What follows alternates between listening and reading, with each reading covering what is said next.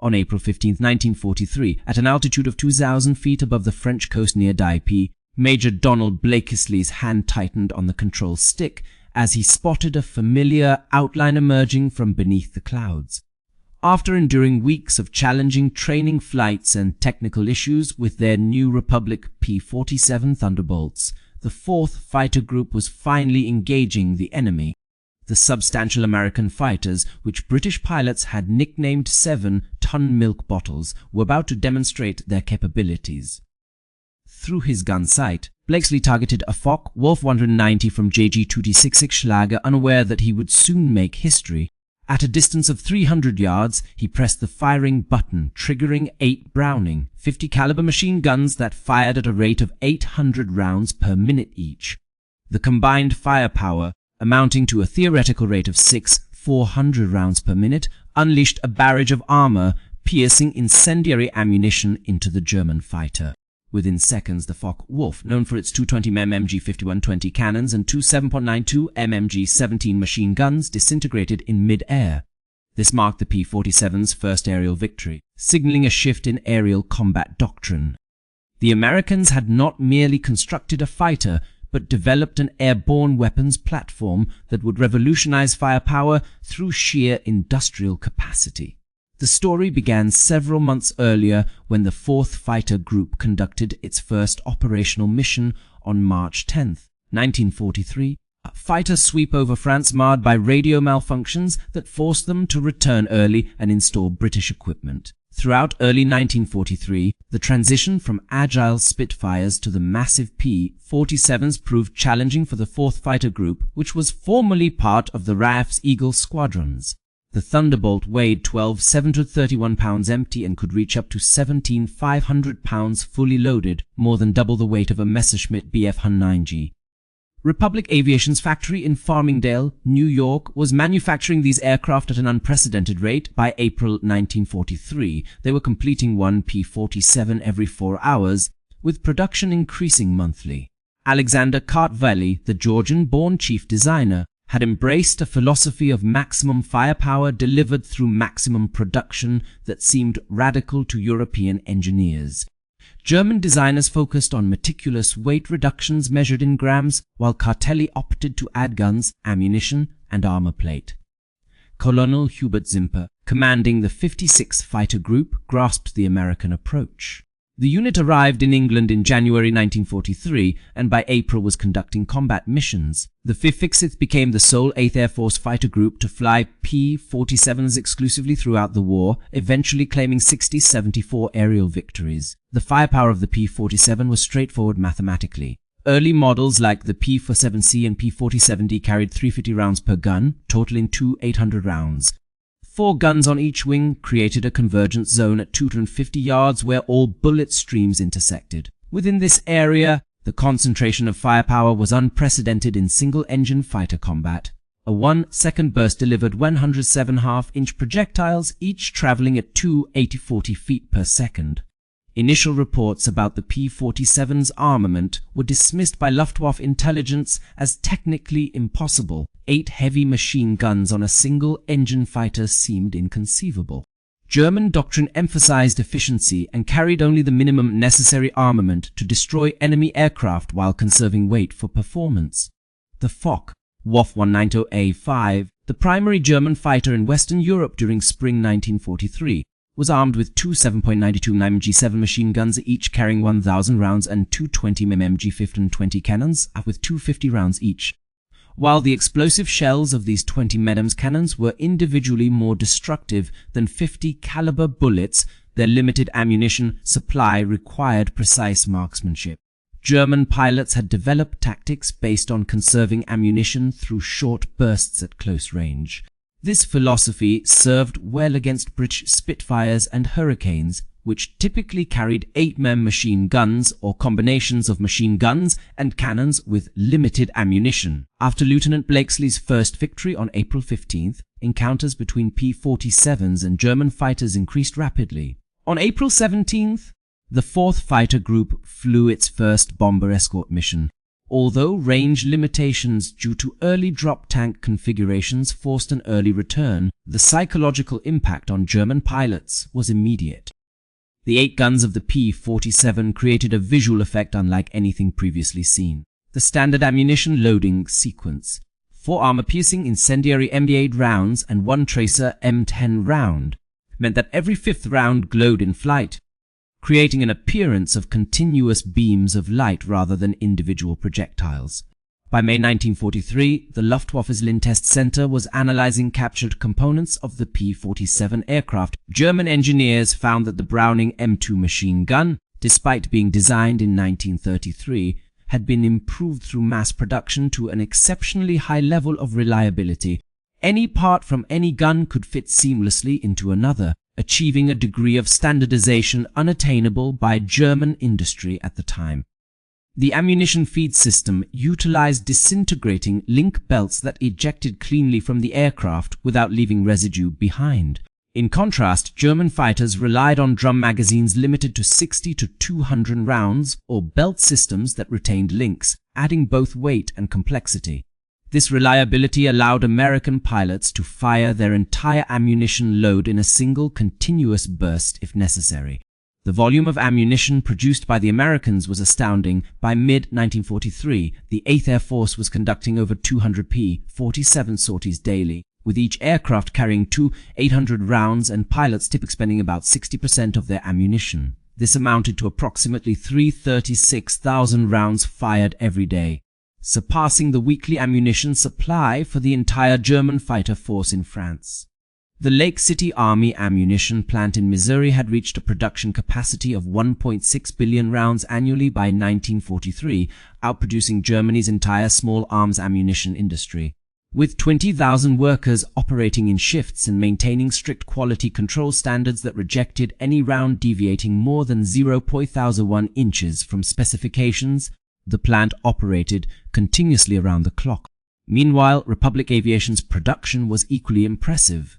The Farmingdale facility covered an area of 760,000 square feet with additional production at Evansville, Indiana. By late 1943, combined output had exceeded 400 P-47s monthly, while German fighter production across all types struggled to reach more than 1,000 aircraft per month. The German doctrine focused on lightweight and highly maneuverable aircraft, with the Messerschmitt Bf Ton 9G6 weighing 690 pounds fully loaded and the Focke-Wulf 190A5 reaching 940 pounds. In contrast, the P-47C weighed a substantial 13,500 pounds when fully loaded. The P-47D weighed in at an astonishing 14,500 pounds, far exceeding typical German aircraft standards.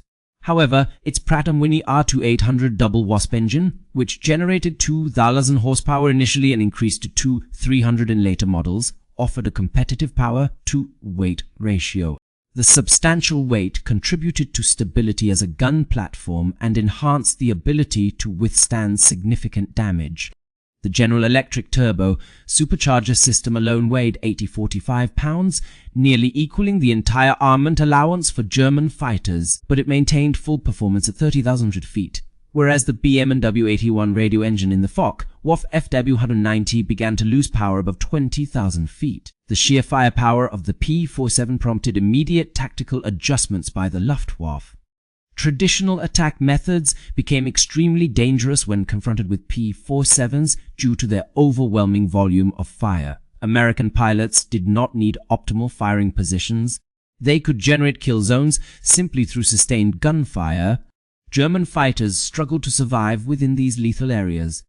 Luftwaffe units adapted tactics that leveraged the FW190's superior roll rate and turning capabilities at low altitudes, but this required diving into P-47 fire envelopes. American pilots capitalized on altitude advantages and firepower to compel German aircraft into unfavorable positions. The ammunition philosophy diverged significantly between the two sides. While German pilots had only 60 to 90 seconds of firing time, P-47 pilots could sustain continuous fire for 30 to 35 seconds.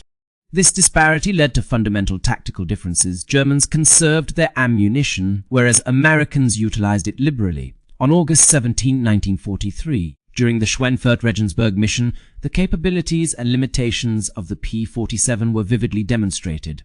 Within escort range, the P-47s decimated German interceptors.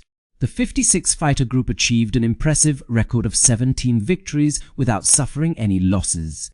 However, the P-47's limited range, even with 75-gallon belly tanks, restricted its escort capabilities to about 375 miles from base. The Luftwaffe capitalized on this limitation by launching attacks only after the P-47s had departed. This strategy resulted in significant bomber losses. 60 B-17s were lost, but within the range that the P-47 could protect, there were virtually no losses for the bombers. The introduction of larger drop tanks, initially 108-gallon and later 150-gallon models, gradually increased the fighter's operational range.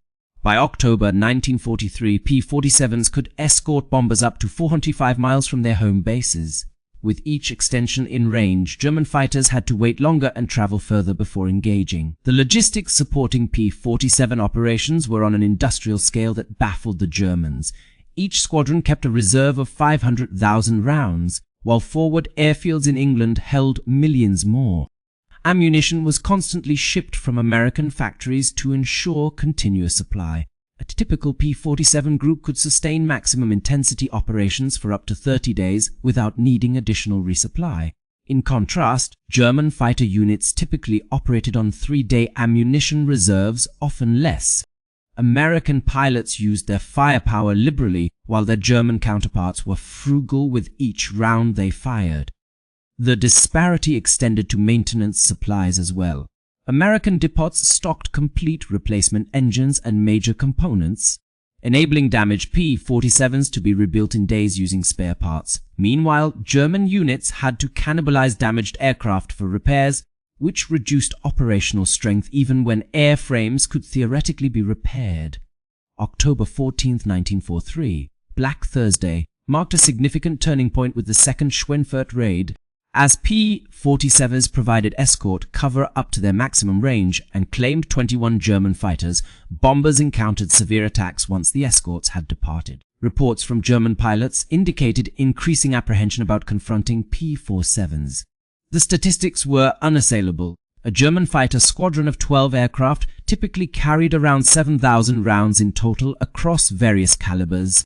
In contrast, a single P-47 squadron with 16 planes transported 44,800 rounds of heavy machine gun ammunition, with millions more available in reserve. This firepower advantage was further enhanced by the disparity in training. American P-47 pilots entered combat having accumulated over 400 flight hours, including at least 100 hours dedicated to gunnery practice and firing thousands of practice rounds at targets. German pilots by late 1943 typically had around 110 flight hours before entering combat with approximately 20 hours of gunnery training. Due to fuel shortages, many German pilots entered battle having fired their weapons only a few times. They faced American adversaries who had expended more ammunition during training than the total amount used by German pilots throughout their entire careers. Lieutenant Colonel Francis Gaby Gabreski, who would become the top P-47 ace in Europe with 28 victories, succinctly described the tactical situation. "We didn't need to be better shots. We just needed to aim and hold down the trigger. The guns did the rest." By November 1943, P-47 groups started focusing on ground attacks after completing escort missions.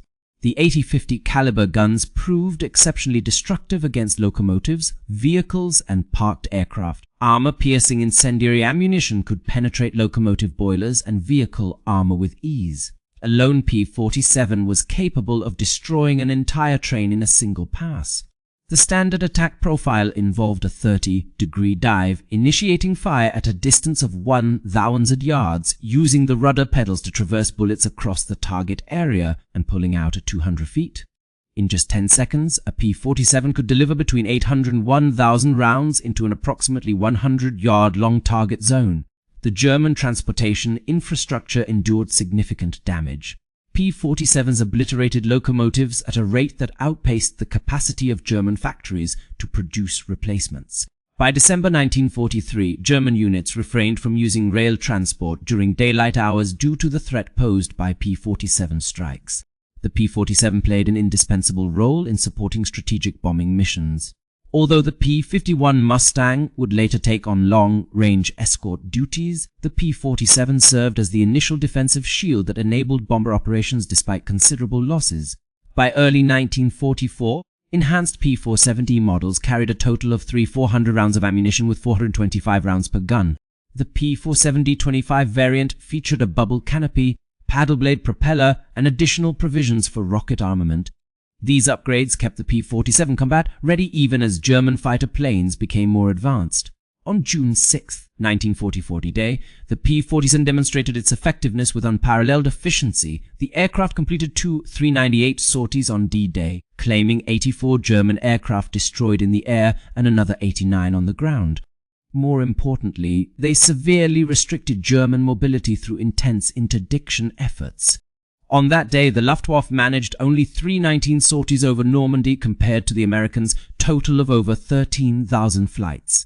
German fighters in the region were equipped with a mere 200,000 rounds in aggregate ammunition, while American fighters carried millions of rounds and enjoyed continuous resupply. P-47s established areas where anything moving was fair game for destruction. In many cases, vehicle columns were reduced to smoldering debris with just one pass by the P-47s. The distinctive whistling sound produced by diving P-47s, created as air rushed through gun ports and cooling ducts, instilled fear in those below. By late 1944, German fighter production had reached its peak at approximately 25,000 annually. However, fuel shortages, pilot attrition, and overwhelming Allied numerical superiority meant that most never saw operational use. Facing odds of over 10-1, those who took on the challenge encountered significant difficulties. The Messerschmitt 62 jet fighter offered superior speed but lacked in firepower. It was armed with 430 Mk108 cannons that held only 80 to 100 rounds per gun, totaling 360 rounds altogether. Although devastating against bombers, the limited ammunition and low muzzle velocity rendered them less effective against fighters. The P-47 introduced for Pacific operations carried an impressive internal fuel capacity of 550 grams. This single-seat fighter had more fuel than German medium bombers, highlighting American industrial prowess in producing aircraft that surpassed conventional limitations. Production numbers tell a compelling story. The total production of P-47s reached 15,683 units, with peak monthly output exceeding 400 aircraft across combined plants. In contrast, the total FFW-90 production from 1941 to 1945 was approximately 20,000 for all variants, including around 13,000 fighter versions. Each P-47 came fully equipped with 8 guns and sufficient ammunition, while German fighters increasingly flew with reduced armament due to shortages. By 1945, some FF-190s operated with only 2 cannons instead of 4 to conserve ammunition. Republic Aviation's production facilities covered over 1 million square feet, whereas German fighter production was hampered by frequent bombing raids and dispersed production methods that reduced efficiency. The Lake City Army ammunition plant alone produced 1 billion rounds annually. When combined with other facilities such as Frankfurt Arsenal, Des Moines Ordnance Plant, and Twin Cities Ordnance Plant, American ammunition output exceeded 10 billion rounds of .50 caliber ammunition during the war. German production for all aircraft weapons totaled approximately 4 billion rounds across various calibers, while the United States produced more rounds of their single heavy machine gun caliber than Germany did for all types of aircraft ammunition combined. The quality control processes varied significantly between the two nations. American ammunition went through several inspection stages, resulting in a rejection rate of 2 to 3%. In contrast, German production suffered from higher malfunction rates due to an increased reliance on slave labor and inferior materials. The U.S. Strategic Bombing Survey detailed the P-47's accomplishments in Europe, including the destruction of 916 enemy aircraft during aerial combat, as well as 320 ground-based planes. Additionally, 9,000 locomotives, 86,000 railway cars, 68,000 motor vehicles, and 6,000 armored fighting vehicles were destroyed by P-47s. These figures illustrate the strategic impact of these efforts beyond mere tactical victories. The destruction of transportation infrastructure significantly hindered German mobility and logistics capabilities. The Luftwaffe's inability to effectively counteract P-47 ground attacks allowed American air power to operate almost without resistance. In the United States, pilots who completed 25 mission tours were rotated home for training purposes. This threshold was later raised to 35 and then further increased to 50 missions. German pilots, on the other hand, continued flying until they were killed, captured, or incapacitated. By late 1944, most Luftwaffe pilots were inexperienced compared to their American counterparts who were seasoned veterans. This disparity grew continuously over time. The U.S.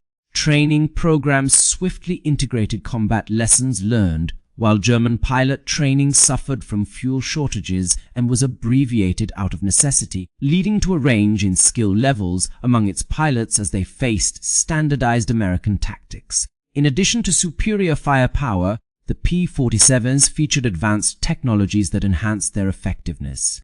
A turbo supercharger enabled full power at high altitudes, while the R-280 engine's reliability ensured consistent performance with maintenance intervals of 400 hours between overhauls. The K-14 gun sight, introduced late in 1944, utilized gyroscopic principles to compute deflection automatically. Pilots only needed to frame their targets and initiate firing.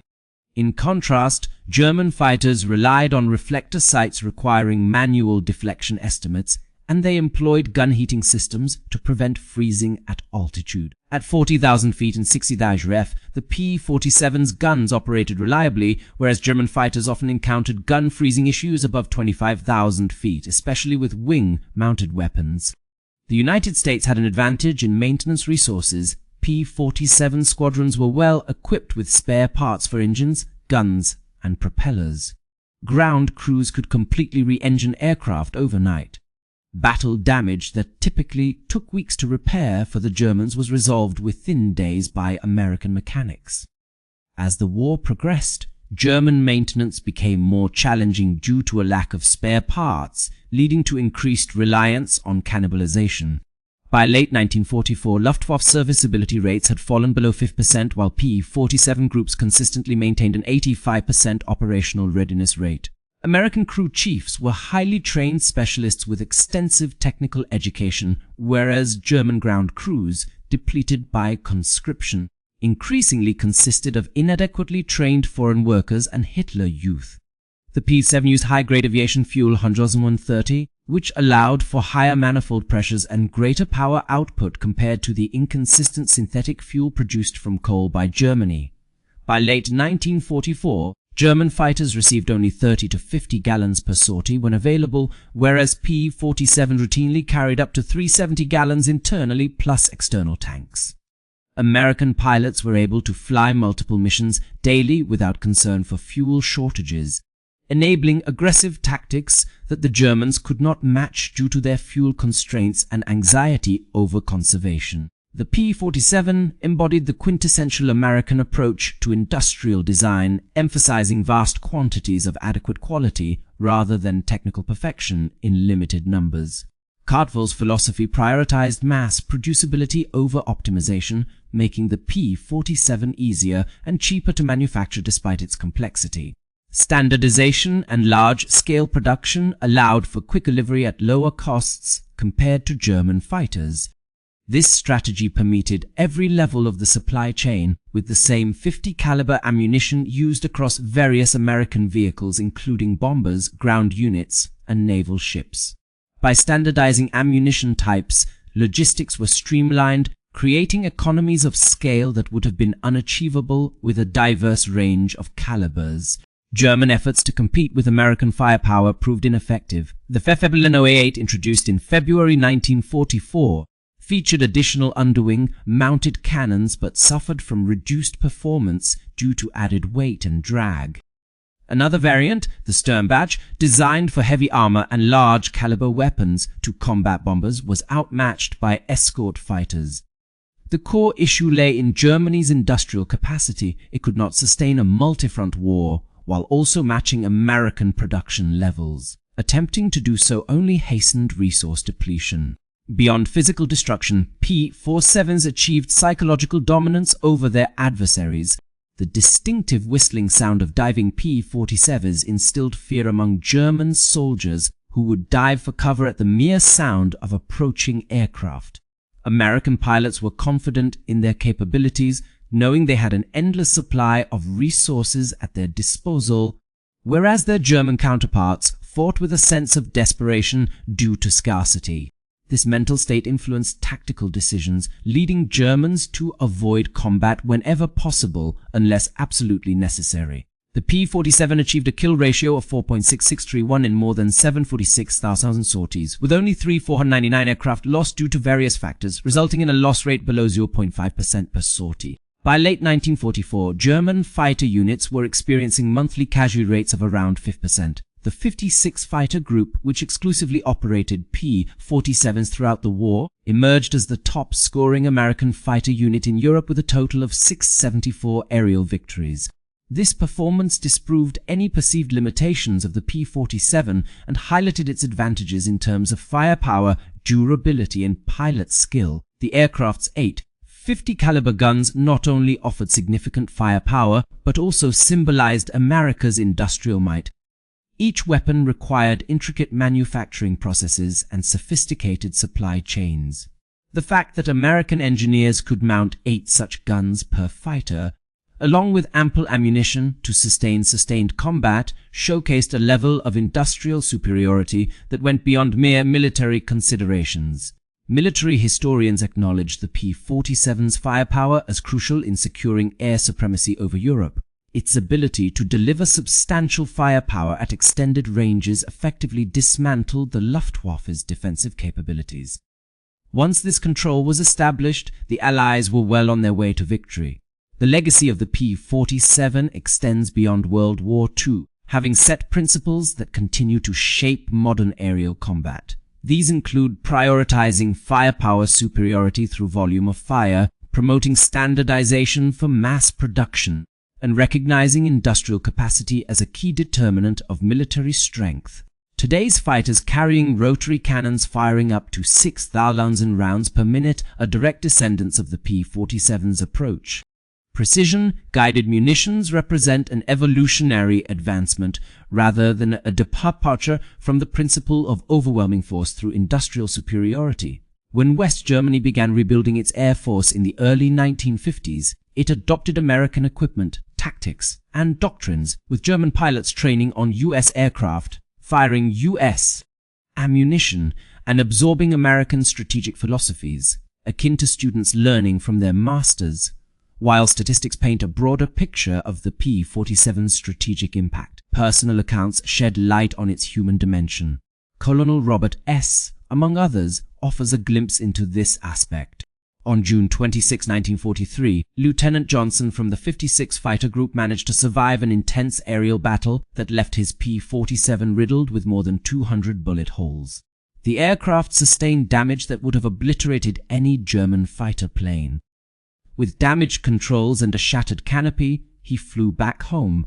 Colonel Hubert Zenner, who commanded the 56 Fighter Group, devised tactics that leveraged the P-47's strengths. Known as ZMI, his strategy involved spreading squadrons widely to create overlapping fields of fire that German fighters could not breach. Under Zenner's leadership, the group achieved significant success using only P-47s.